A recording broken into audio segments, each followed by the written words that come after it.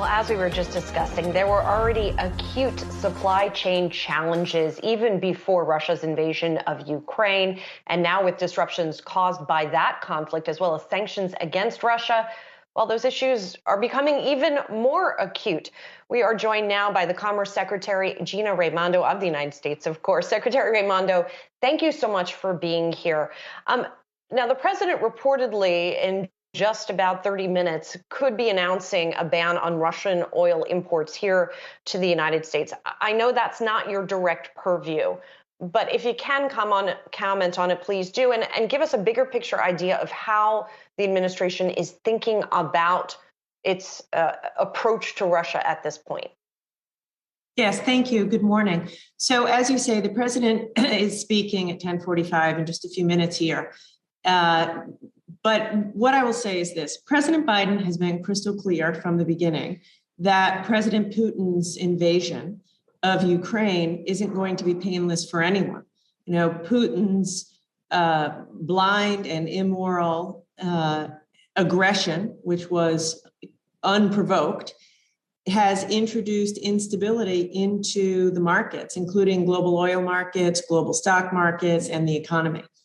And that is why we are doing everything that we can, working with our allies to put as much pressure as we can on Putin to bring this aggression to an end as quickly as possible.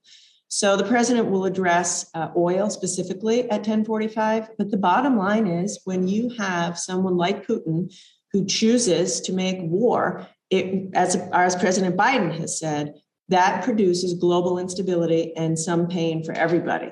What we are doing is working with our allies to have the strongest possible financial sanctions that we can have, the strongest possible export controls, which is an area that I'm overseeing. And those are intended to maximize pain for Putin in the short term to bring this war to an end as quickly as possible.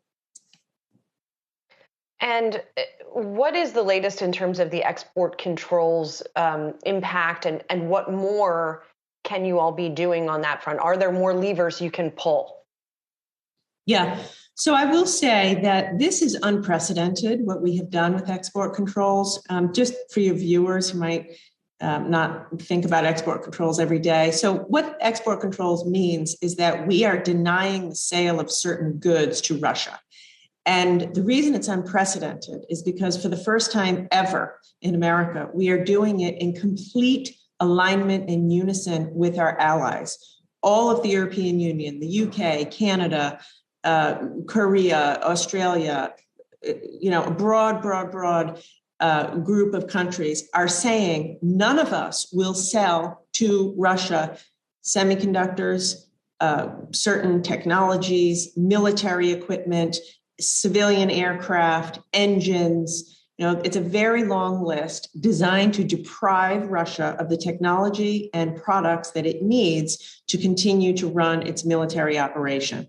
Now, by their nature, these export controls take some time for them to feel the pain, right? So, for example, it's only a matter of time before Russia will need to repair its aircraft and will not be able to get access to the parts or engines or technology it needs to repair the aircraft, to repair the trucks, to repair the tanks, to repair, ATM machines, if you think about it. So we expect that because of this unprecedented level of cooperation with our allies, in a matter of probably months, not weeks, this will cause significant pain and disruption to Russia's economy and their military operation. Is there anything from a trade perspective that can be done that would be more immediate, given the Russian damage that is being inflicted on Ukraine today and yesterday and probably tomorrow? Yeah, I think that the financial sanctions, which are extreme on Putin, on all of the oligarchs, on the banks, done in cooperation with our allies, they are beginning to have quite a significant effect on Russia, the Russian economy, the Russian stock market, the ruble, and that will intensify, I predict, quite intensively in the days and weeks to come. I also want to ask about what you are hearing from U.S. business leaders, because, of course, there is not just the trade going that's being now interrupted from here to Russia.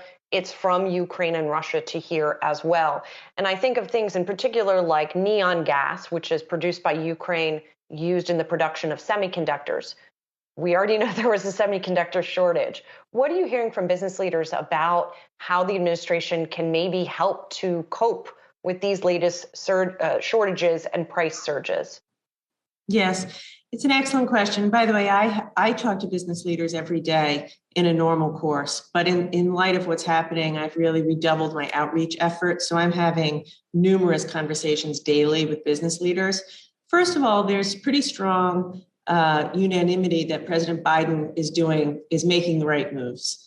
You know, that they feel that we are doing the right thing by acting aggressively in concert with our allies and with NATO to condemn what Putin has done and to really, bring as much pressure we can to him so he ends the conflict. Secondarily, they're concerned. I would say there's a pretty high degree of concern. So because of what we said before, this kind of a war, we haven't seen a ground invasion in Europe since World War II of the scale we're seeing today. So this sort of a war causes global turmoil. What we are doing, and we're doing it every single day, literally, is working with the private sector to find alternative sources of these critical minerals, nickel, palladium, uranium. The good news is most companies have quite a lot of stockpile. So this isn't an immediate problem. And we are working with them aggressively using every tool that we have in our toolbox, listening to the business community about how we can be most helpful to help them get ready in the eventuality that, this gets worse and is prolonged. And as you say, there's already supply chain challenges. And so we're really redoubling our efforts to work in partnership with the business community to minimize the destabilization and disruption. And Secretary Raimondo, it's not, of course, just the business community. Of course, it's everyday Americans, of course, as well. Particularly, I think that the increase in prices of gasoline tends to have the biggest hit on psychology. It seems like, from what we've seen in poll numbers, et cetera, most people are willing to put up with an increase for some time. They see it as linked to the effort in Ukraine, but they probably won't be too happy about it forever. Is there anything further the administration is focusing on to try to reduce the hit from the inflation that we've been seeing? Yeah. So as we said in the beginning, the president will be addressing that specifically in just a few minutes. So I'll let him, I don't want to get ahead of that. But again, President Putin's war, his unprovoked war invasion of Ukraine isn't going to be painless for anyone. It is having global ramifications, which is why President Biden is really leading the world in getting countries all around the world to bring as much pressure as we can to Putin so that this ends as quickly as possible. You are set to meet with business leaders tomorrow, I believe. Yes. On not just this, I'm sure that this will be a topic of conversation, what's going on right now in Russia and Ukraine, but also just the efforts that were already underway before this to focus on innovation and competition here in the United States. What's going to be the focus of that meeting, and what do you want business leaders to take away from it? Mm-hmm. Yes. So that's right. Tomorrow, the president and I will be meeting with a group of business leaders and a bipartisan group, mainly to focus on semiconductors and chips and how we can continue to alleviate the shortage of chips for American business, but also how we can work with the private sector and states to increase the domestic production of semiconductor chips. So this is really about enhancing long-term American competitiveness. Now, as you say, I expect Ukraine and the short-term inflation will come up. I will say that the president is very clear, and he has been clear with me. We need to continue to engage with the business community, listen to them, partner with them, so that in the short run and in the long run, we can increase supply of goods, bring down cost, but very importantly, invest in American long-term competitiveness. You heard the president last week in his State of the Union The best way to bring down prices and enhance our competitiveness and our national security is to make more of these critical goods on our shores in America. And that will be the discussion tomorrow, which is how do we do that? And something else that you've also talked about, and I wanted to bring up, especially given that it's International Women's Day, is how America can be more competitive in terms of its sort of social policies, right? Particularly policies pertaining to women and childcare, since we have not seen a full return of women to the workforce following the pandemic. The President Biden has had a tough time getting anything through on this front through Congress.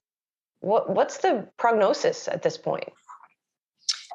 Stick with it until Congress does the right thing and funds these initiatives. Happy International Women's Day, by the way. Look, these aren't really social programs. I know that often people refer to them as social programs. The reality is, if you want a vibrant American economy that is as productive as possible, that increases the supply and productivity of goods, and that allows us to compete with the rest of the world, then we need women to fully participate in that workforce. And the only way that's going to happen is if we do what most industrial countries already do, which is to provide affordable, reliable childcare, to provide every 4 and 5-year-old American child public pre-K. These aren't social programs. These go to the core of our economic competitiveness.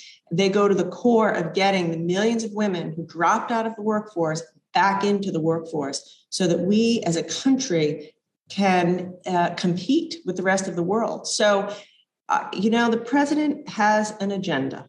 It is an agenda that is good for the economy, good for productivity, reduces costs, whether that's prescription drug costs or semiconductor costs.